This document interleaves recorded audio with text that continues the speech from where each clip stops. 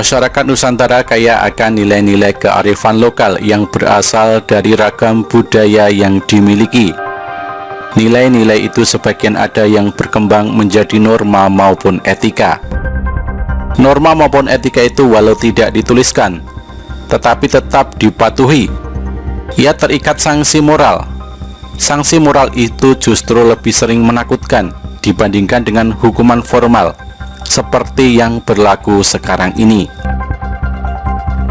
Hal itu disebabkan karena sanksi moral itu cenderung bersifat transdental yang berhubungan langsung dengan keyakinan dan spiritualitas mereka. Masyarakat percaya seseorang yang melanggarnya akan terkena hukuman langsung dari Tuhan, baik berupa bencana maupun kutukan. Itulah yang membuat norma maupun etika itu tetap bertahan hingga kini, sekalipun tidak pernah dituliskan. Salah satu contoh sederhana misalnya kebiasaan membalikan sapu di balik pintu. Di masa ini kebiasaan itu masih dipraktikkan sebagian masyarakat. Sepintas, kebiasaan itu terkesan tidak logis dan bagi sebagian lagi cenderung klinik. Padahal jika ditelusuri ada nilai-nilai yang tersirat di dalamnya. Itu adalah sebuah simbol yang menyatakan bahwa penghuni rumah akan segera istirahat. Kepada siapa simbol itu ditujukan? Kepada diri sendiri. Dengan kata lain, si penghuni rumah memastikan dirinya untuk segera istirahat. Itu adalah sebuah sugesti. Ketika itu dilakukan, kita tersugesti untuk segera tidur.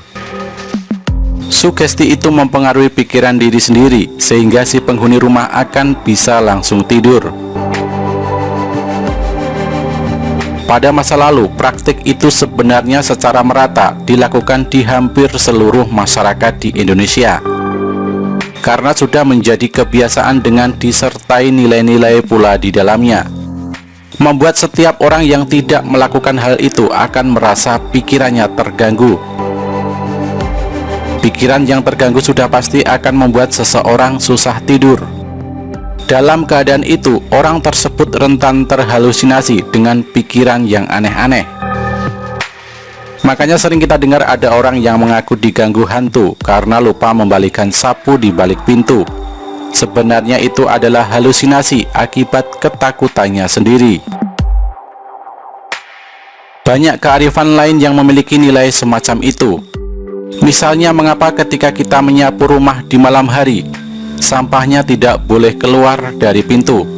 Itu ada penjelasan logisnya. Salah satunya untuk memastikan tidak ada benda berharga yang turut kita sapu.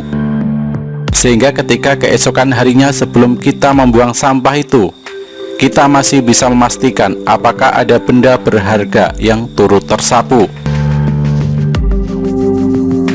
Yang paling jelas, mengapa orang-orang tua dulu melarang orang menjahit di malam hari? Sudah pasti karena itu membahayakan.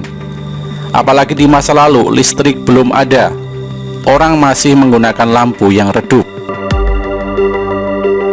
Masih banyak kearifan lain yang perlu kita angkat kembali dengan melihatnya dari sisi kelogisan. Itu adalah bagian dari kekayaan budaya yang bisa membentuk seseorang menjadi pribadi-pribadi yang santun. Orang tidak perlu jauh-jauh mengikuti kursus kepribadian. Dengan mendalami nilai-nilai budaya itu saja, pribadi seseorang akan menjadi lebih baik.